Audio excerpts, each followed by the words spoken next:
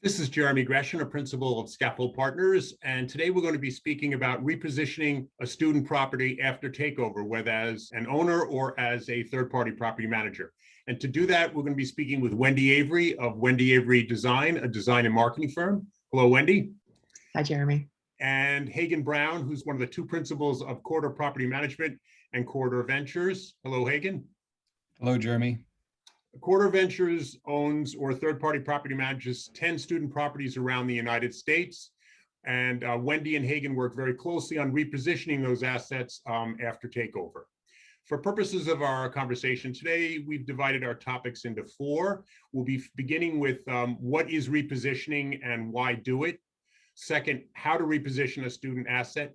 Third, building the brand. And fourth, operations, which is where the rubber meets the road. So starting at big picture with definitions and marketing and strategy, then moving to marketing, and then moving to execution. So Hagen, can you kick us off with what is repositioning and why do it? Sure. Thanks for having me again, Jeremy. So I think, as you said in the beginning, repositioning really could have multiple meanings. And as you discussed, it could be through the eyes of the lender, or it could be through the eyes of a receiver, or even the eyes of the owner. And depending on who you're talking to, the definition of a reposition could come across in a bunch of different ways.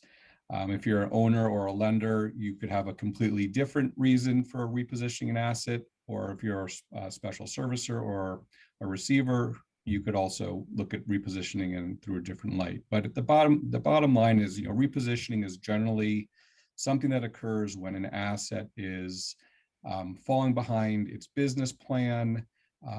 It may be a value add opportunity that a buyer has, and they're coming into a market and saying, how can we take advantage of a cycle that we happen to fall into, something that might be going on at the university or with the student population. A university could be growing or contracting, and an owner or a lender may be looking at this property and saying, how do we reposition to take advantage of what's going on or turn something around because of some negative impact that they might be seeing in that market? Our approach at Corridor sort of looks at who we're working with, and that approach is malleable. And if we're working with a lender, we look through one lens. If we're working with owners, we look through another lens. And if we're looking at an owned property, we may look through a third lens.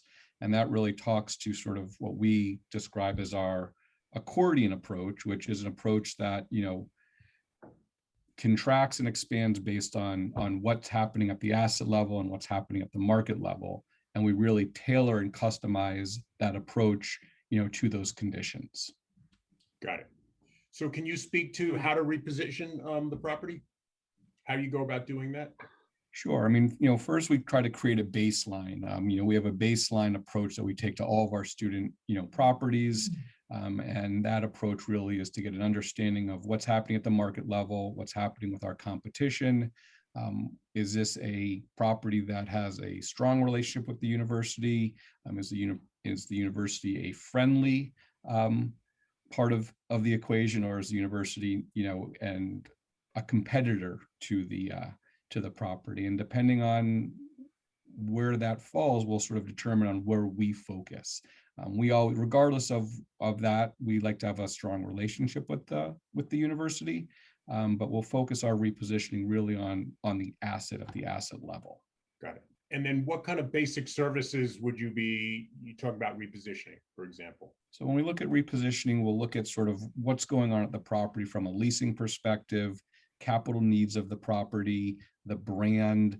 If we are looking at this as a stabilized asset, but just repositioning because the market has changed, we may have more flexibility on where we spend money, how we set rents, how we interact with the tenants and the university, versus if we're repositioning because we're coming into a troubled asset where we may have to take different actions to get to stabilization before we can then, get to the next level and spend dollars where, those dollars are more student facing. So depending on, again, what's going on at the property level, that'll determine, what our first, second, and third steps are in the repositioning process. So the first thing we do is we go in, we will figure out what's going on at the property level. We will figure out what the, the holes are, where we need to spend our time and our money and our resources, and we'll build a plan from that. Once we've figured out and established that, we will, work with the on-site managers, we'll work with our asset management teams, and we'll lay out a 30, 60, 90-day plan, and we'll start allocating capital and resources against that plan. Great. What about now turning to asset management, business planning and marketing to the school, the town, and the lender, that type of thing? So again, it really depends on, where this property is in the cycle. And for student housing, as we know, the lease up is critical. So depending on when you take over a property, that will also determine, what areas of the repositioning you focus on, immediately. If you're in the lease up cycle, the property and asset management teams will really focus on, okay, how do we reestablish a base? How do we make sure that our rents and our outward facing materials are focused in the right direction? How do we really regain traction on occupancy if that's an issue? If there is a branding issue, we'll focus a lot of time out of the gate with the residents, letting them know that, we're here to, work with them, address their concerns, and try to capture as many of our existing residents as we can moving forward to create that foundation and that base. Great. And then what about business development, working with the asset management team on a strategic plan or capital investing, branding, that type of thing? So once we have a foundation for where we believe the asset is today and where we want to go, we'll work with, the owner or the lender or their special servicer to figure out, what the best allocation of resources is and build a business plan from there. But the biggest area of a reposition is really creating your foundation first. Until you have that foundation and really understand where the property is and where you want to take, or you can't really, until you understand where the property is today, it's hard to figure out where you want to take it. So step one is creating your baseline, creating your foundation, and that's really at the operations level. Step two is putting the business plan in place, and that will be a combination of your property managers, your asset managers, and your owner or your lender working together. And then step three would be the actual implementation of that plan, which goes back to the property level and the asset level oversight. Great. Wendy, did you want to add anything at this point, or should we move on to building the brand? Well, I think I could probably do both of those things in one fell swoop. Okay. So I think that it's really valuable and important to understand what branding is and what the role of branding is in repositioning a property. I think a lot of people automatically go in their mind to thinking that branding means a logo or the colors or something like that. And while those things are true, those are just parts of what the job, the role of branding is in a repositioning.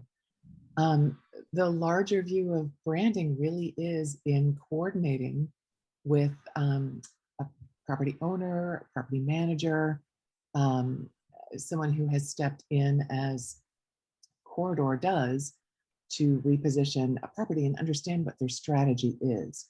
What do they see as the value in the property that they want to get across to people? Because the focus in branding really is a lot on the customer and what that customer experience of the property is. So for my part, that's what I focus on. So I can sort of talk about what that process looks like. Please. Yep. So I'm going to take you through 3 different examples of Great. properties that Corridor has touched on, some of which I've been involved in and some of which my colleagues have been involved in. Great. So I wanted to just walk you through kind of a traditional branding process for a property that Corridor purchased and managed.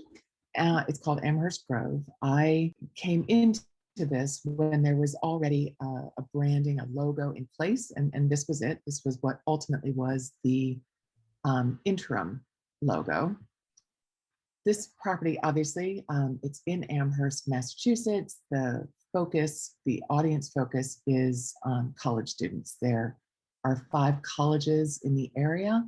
And one of the beautiful things about this property is that although it has easy access to colleges, it is smack dab in a really beautiful rural area.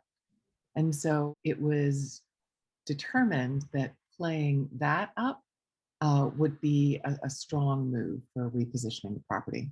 So we took a look at, what the area that the property is situated in looks like.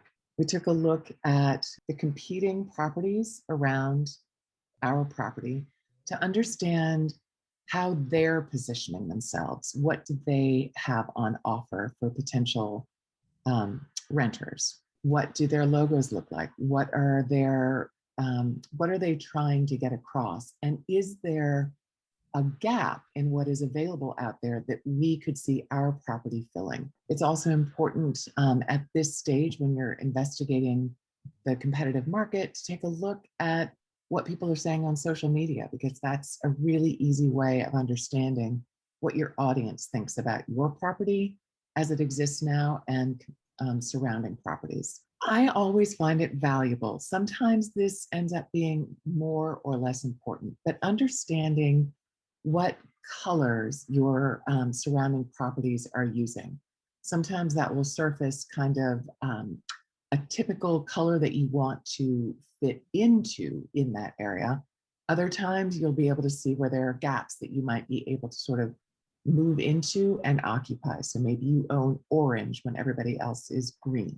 So in working with the property management, we came up with a list of benefits and property features that we wanted to highlight in the branding. The fact that the property was set in farm country, surrounded by hiking trails, parks, lots of open land. We wondered about the possibility of highlighting the history of the property. Would that distinguish it from other properties that are maybe newer, or would it just help us stand out to let people know, hey, at one time this property was a dairy farm? Might that just be kind of a point of interest that would keep us front of mind? Always, always, always keeping in mind that this property's really sole audience was students. All of the apartments were full and they were all occupied by students. Making sure that we remember that whether it's undergraduate or graduate, we're appealing to people in that sort of phase of life, that kind of age range. So given all of that, I developed 5 different possible logos that would have extended branding attached to all of them. You can see some of them, we played up the dairy aspect, the history aspect. The one with the black background was sort of playing on a typical Massachusetts town sign, kind of a sense of place.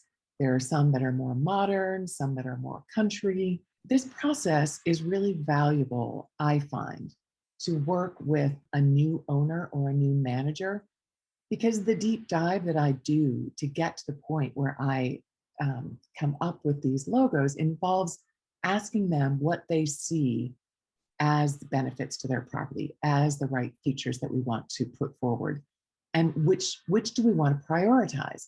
And when you put something like this assortment of logos in front of someone who has given you that information, it will cause them to look and say, oh, you know what? I thought this was a priority, and I see that that's why you've done that, but that doesn't actually capture what I think our greatest strength is. This one over here does that. So it kind of helps both designer and manager owner to hone their understanding of what the benefits of this property are to a renter and how we best position those in the world. So ultimately, the logo that was sort of the riff on Massachusetts town sign was the one that we went with. So then we play that out across a variety of different collateral materials, signage, apparel, wraps on a fence, all sorts of things, so that the intended message is expressed across the property and across any of the materials that go outside of the property, website, brochures, whatever. So the messaging is consistent. That's kind of the traditional branding process for a property. I will say, though, that another really important role that branding can play is that it can answer problems or solve challenges. There was a property that Corridor took over that had some reputational challenges. It was kind of known as a party property on campus. This was definitely playing a role in the value that the property represented to owner, buyer, and renter. So the role of branding in this case was to come in and help to repair the experience of residents and the word on the street about what it meant to live at this property.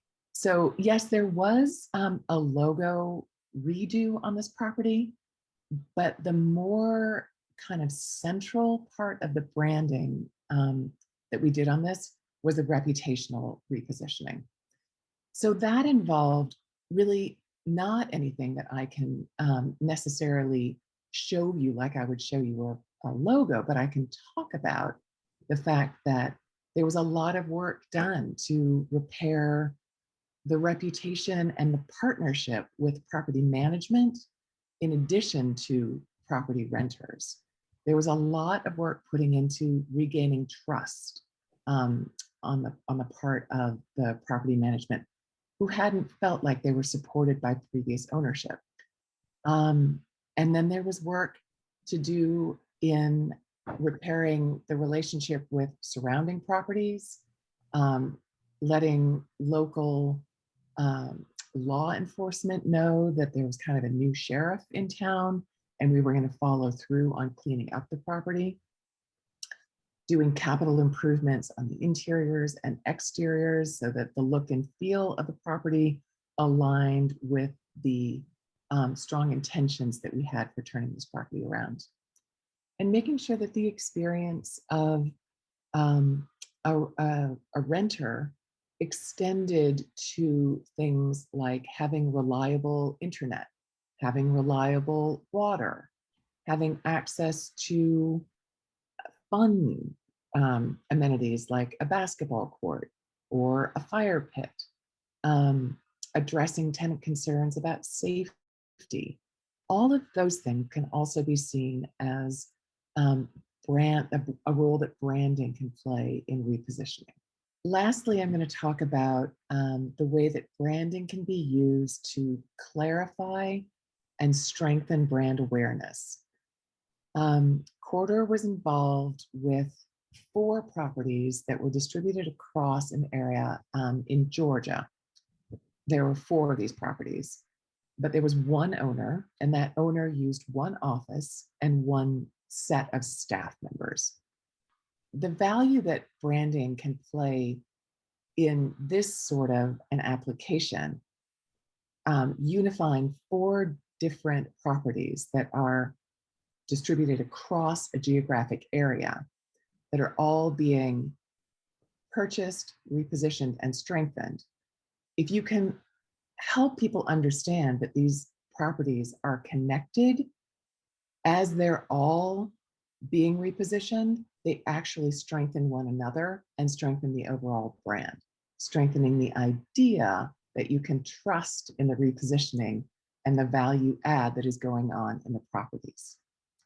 So what a colleague of mine did at Corridor was to design one single logo, one single name that applied to all 4 properties and express that in all of their collateral materials like business cards, signage, and certainly the name. So it became Millage Student Living applied to all 4 properties. Thank you, Wendy, very much for that. That was excellent explanation for the branding piece. Let's finish, Hagen, with the execution piece, the operations, sort of where the rubber meets the road on this. And if you could speak to sort of both the inward facing and outward facing part of what we've been discussing here, how you do these things. So I think, Wendy did a great job of sort of talking about, brand and how brand plays a big role in repositioning, and a couple of the things that, Wendy mentioned as it relates to trust And rebuilding trust and rebuilding relationships is sort of one of the centerpieces of repositioning an asset. And, for Corridor, that's one of the big things that we like to do, whether we're buying a property, whether we're managing a property, whether we're managing it for ourselves or for others. It's when you're repositioning something, you're rebuilding trust.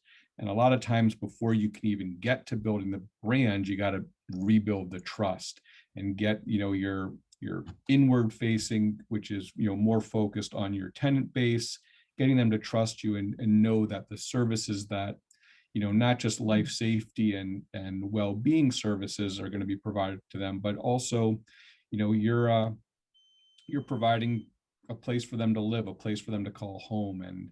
And that sort of is a big part of, rebuilding the trust and repositioning a property, because without your residents, you really don't have anything to move forward on. So, Corridor will spend a lot of time in the beginning, as we talked about earlier, trying to understand what's going wrong at this property, what's not working, what has to change immediately to rebuild that trust and that safety and that sense of community. And that's what our operations teams are focused on. And once we establish that, we can then really think more strategically. And oftentimes, when we talk with, our partners, whether it's a lender, whether it's an owner, whether it's a special servicer, it's understanding what is the end goal. Right? Once we've sort of re-established the trust, now we're sort of taking this up a couple levels and saying, okay, what's the plan for the property? What's the investment thesis around this? Is this a reposition for a short-term hold, selling it back into the market, or is this a reposition for a long-term hold where, that asset managers are saying, we're going to own this thing for the next 10 years. And that will drive a lot of decisions. Hopefully, any of those decisions are going to be positive decisions for the current residents and future residents. But those are sort of what we'll focus on out of the gate. And then what about outward facing when you're talking to the community in general? Are there certain things you're trying to do on the operations side?